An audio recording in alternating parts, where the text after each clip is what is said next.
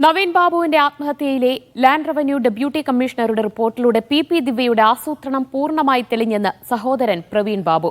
CPM പ്രതിരോധം പൊളിഞ്ഞു. Report മുൻനിർത്തി സുപ്രീംകോടതിയിൽ നിയമ പോരാട്ടം നടത്തുമെന്നും പ്രവീൺ ബാബു പറഞ്ഞു.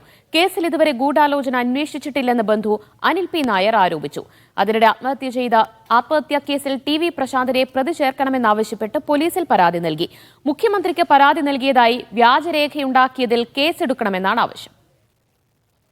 സത്യസന്ധമായ റിപ്പോർട്ടാണ് പുറത്തു വന്നിരിക്കുന്നത്.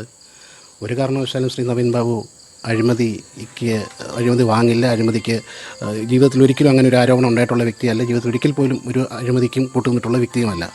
അതുകൊണ്ട് തന്നെ അത് തീർച്ചയായിട്ടും ആശ്വാസകരമാണ്. സത്യം പുറത്തു വന്നതിൽ സന്തോഷമുണ്ട്. ആ ഗൂഢാലോചനയെപ്പറ്റി ആലോചിക്കാത്തത് കൊണ്ടാണ് CBI അന്വേഷണം എന്ന ആവശ്യം ബഹുമാനപ്പെട്ട കോടതിയുടെ മുമ്പിൽ വെച്ചത്. ഗൂഢാലോചന എന്ന ഭാഗത്തെപ്പറ്റി ഒരു കാരണവശാലും ഒരു സാഹചര്യത്തിൽ അന്വേഷിക്കരുത് എന്ന നിർബന്ധ ബുദ്ധിയോടുകൂടിയാണ് ഇപ്പോഴത്തെ അന്വേഷണം നടക്കുന്നത്. ആരൊക്കെ വരച്ച ഒരു സുഗ്രീവരേഖയ്ക്കുള്ളിൽ ഈ അന്വേഷണം നിൽക്കണം എന്ന താല്പര്യമുണ്ട്.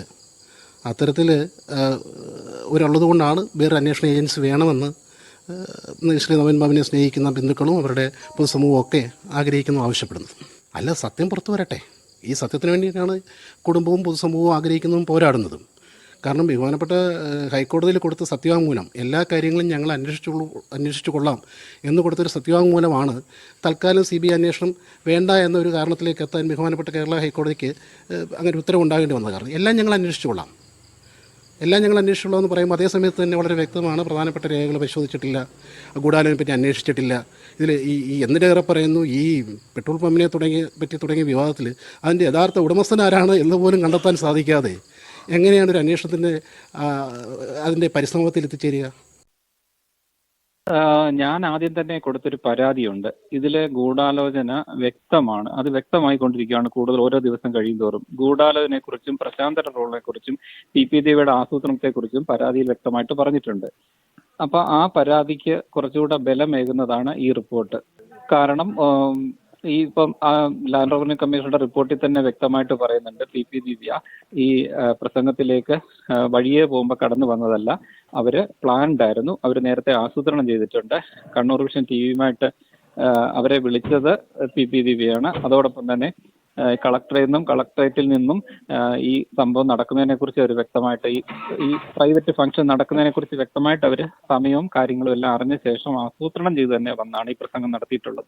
തുടക്കം തൊട്ട് തന്നെ പറയുന്നുണ്ട്, അഴിമതിക്കാരനല്ല, 1 രൂപയുടെ പോലും കൈക്കൂലി ഇതുവരെ വാങ്ങിയോ അങ്ങനെ ചെയ്തിട്ടുള്ള വ്യക്തിയല്ല എന്നുള്ളത് നമുക്കും അറിയാം. അത് സമൂഹത്തിന് പുള്ളി വർക്ക് ചെയ്തിട്ടുള്ള മേഖലയിലുള്ള എല്ലാവർക്കും അറിയുന്ന കാര്യമാണ്. അപ്പം ആ ഒരു നാടകം എന്തിനു വേണ്ടിയായിരുന്നു മനസ്സിലാവാത്തത്?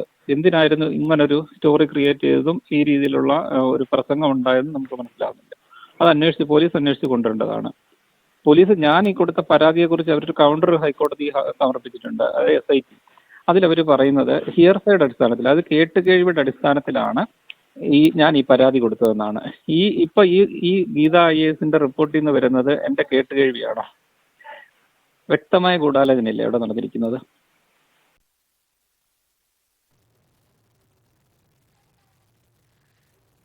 നന്ദു ഷാ കൂടുതൽ വിവരങ്ങൾ നൽകും. നന്ദു, ലാൻഡ് റവന്യൂ കമ്മീഷണറുടെ റിപ്പോർട്ട് മുൻനിർത്തി സുപ്രീം കോടതിയിൽ നിയമ പോരാട്ടത്തിന് ഒരുങ്ങുകയാണോ കുടുംബം? TV പ്രശാന്തിനെതിരെ കുടുംബം തന്നെയാണോ പോലീസിൽ പരാതി നൽകിയിട്ടുള്ളത്? TV പ്രശാന്തിനെതിരെ പരാതി നൽകിയിരിക്കുന്നത് ഹൈക്കോടതി അഭിഭാഷകനും പൊതുപ്രവർത്തകനുമായിട്ടുള്ള കുളത്തൂർ ജയ്സിംഗ് എന്ന വ്യക്തിയാണ്. ഇദ്ദേഹം അതായത് പൊതുപ്രവർത്തകൻ കൂടിയാണ് ഇദ്ദേഹം ഈ വ്യക്തിക്കെതിരെ TV പ്രശാന്തിനെതിരെ പരാതി നൽകിയത് കഴിഞ്ഞ ദിവസം പുറത്തു വന്ന ഒരു വിവരാവകാശ രേഖയുമായി ബന്ധപ്പെട്ടാണ്. റവന്യൂ സെക്രട്ടറിയുടെ ഓഫീസിലും വിജിലൻസ് ഡയറക്ടറേറ്റിലും കണ്ണൂർ ജില്ലാ കളക്ടറേറ്റിലും നൽകിയ വിവരാവകാശ രേഖയുടെ അടിസ്ഥാനത്തിൽ നവീൻ ബാബുവിനെതിരെ യാതൊരു അഴിമതി ആരോപണമോ അല്ലെങ്കിൽ അത്തരത്തിലുള്ള ഒരു കുറ്റകൃത്യങ്ങളോ അല്ലെങ്കിൽ അത്തരത്തിലുള്ള പരാതികളോ ഒന്നും തന്നെ ആരോപിക്കപ്പെട്ടിട്ടില്ല അല്ലെങ്കിൽ ലഭിച്ചിട്ടില്ല എന്നാണ് വിവരാവകാശ രേഖ തെളിയിക്കുന്നത്. TV പ്രശാന്തൻ മുഖ്യമന്ത്രിക്ക് പരാതി നൽകി എന്ന തരത്തിൽ കാണിച്ചിട്ടുള്ള രേഖ വ്യാജമായി നിർമ്മിച്ചതാണെന്ന് അടക്കമുള്ള കാര്യങ്ങൾ കാണിച്ചായിരുന്നു കുളത്തൂർ ജയ്സിംഗ് എന്നയാൾ പരാതി സമർപ്പിച്ചിരിക്കുന്നത്. അദ്ദേഹത്തെ ഈ TV പ്രശാന്തിനെ കൂടി പ്രതി ചേർക്കണമെന്നാവശ്യപ്പെട്ടുകൊണ്ടാണ് ഇത്തരത്തിലൊരു പരാതി സമർപ്പിക്കപ്പെട്ടിട്ടുള്ളത്. അതോടൊപ്പം തന്നെ ഇന്നലെ പുറത്തുവന്ന റവന്യൂ റിപ്പോർട്ടിൻ്റെ അടിസ്ഥാനത്തിൽ കുടുംബവും ശക്തമായി തന്നെ സുപ്രീം കോടതിയിൽ നിയമ പോരാട്ടവുമായി മുന്നോട്ട് പോകാനുള്ള നീക്കത്തിലാണ്. ഇന്നലെ നവീൻ ബാബുവിൻ്റെ ഭാര്യ മഞ്ജുഷയുമായി എന്ന് തന്നെ നമ്മൾ സംസാരിച്ചപ്പോൾ മനസ്സിലാക്കിയത്. ഹൈക്കോടതിയിൽ നിന്നും CBI അന്വേഷണം ആവശ്യപ്പെട്ടുള്ള ഹർജി തള്ളിയപ്പോൾ അവരുടെ ആത്മവിശ്വാസം ചെറുതായൊന്ന് ചോർന്നെങ്കിൽ പോലും ഈ റവന്യൂ റിപ്പോർട്ട് പുറത്തു വന്നത് കൂടുതൽ ശക്തി പകർന്നു. അതിൻ്റെ അടിസ്ഥാനത്തിൽ സുപ്രീം കോടതിയിലെ നിയമപോരാട്ടം കൂടുതൽ ശക്തിപ്പെടുത്താനാണ് കുടുംബത്തിൻ്റെ തീരുമാനം. പ്രവീൺ ബാബുവും ഇന്നലെ മീഡിയ വണിനോട് പ്രതികരിച്ചപ്പോൾ ഇത്തരത്തിലുള്ള പ്രതികരണം ഉണ്ടായി. അദ്ദേഹം പ്രവീൺ ബാബു, അതായത് നവീൻ ബാബുവിൻ്റെ സഹോദരൻ പ്രവീൺ ബാബു ആദ്യം തന്നെ നൽകിയ പരാതിയിൽ PP ദിവ്യ ആസൂത്രിതമായാണ് ഈ യാത്രയപ്പ് ചടങ്ങിൽ എത്തിയതെന്നടക്കമുള്ള കാര്യങ്ങൾ വ്യക്തമായി പറഞ്ഞിരുന്നു. ആ കാര്യങ്ങളൊക്കെ തന്നെ ശരിവെക്കുന്ന ഒരു റിപ്പോർട്ടാണ് റവന്യൂവിൽ നിന്നും ഇപ്പോൾ പുറത്തു വന്നിരിക്കുന്നതെന്നാണ് പ്രവീൺ ബാബു പറഞ്ഞത്. അതോടൊപ്പം തന്നെ നവീൻ ബാബുവിൻ്റെ ബന്ധുവായിട്ടുള്ള അനിൽ P. നായർ, അത് അഡ്വക്കേറ്റ് അനിൽ P. നായർ, ഈ കേസ് തുടങ്ങിയപ്പോൾ മുതൽ മാധ്യമങ്ങളുമായി നവീൻ ബാബുവിൻ്റെ കുടുംബത്തിന് വേണ്ടി ഏറ്റവും അധികം സംവദിക്കുന്ന വ്യക്തിയാണ് ഈ അനിൽ P. നായർ. അദ്ദേഹവും ഈ കാര്യം കൂടി ശരിവെക്കുകയാണ്. അതായത് PP ദിവ്യയുടെയും അതോടൊപ്പം കണ്ണൂർ കളക്ടറുടെയും നിലപാടുകൾ അത് രണ്ടും കുടുംബത്തിനെതിരായിട്ടായിരുന്നു, മനുഷ്യത്വരഹിതമായിട്ടുള്ള നിലപാടുകളായിരുന്നു. കണ്ണൂർ കളക്ടർ പലപ്പോഴും നിലപാട് മാറ്റുന്ന ഒരു രീതിയും പിന്തുടരുന്നത് കണ്ടു എന്നാണ് അനിൽ P. നായർ ഇന്നലെ പറഞ്ഞത്. ആദ്യമൊക്കെ കുടുംബം കളക്ടറെ വിളിച്ച് വിവരങ്ങൾ അന്വേഷിക്കുമ്പോൾ ഒരു സഹപ്രവർത്തകൻ്റെ കുടുംബത്തോട് വളരെ അനുഭാവപൂർവ്വം മാത്രം പെരുമാറിയിട്ടുള്ള ഈ കളക്ടർ എന്നാൽ പിന്നീട് രാഷ്ട്രീയ സമ്മർദ്ദം മൂലം നിലപാട് മാറ്റുകയാണ് ഉണ്ടായത്.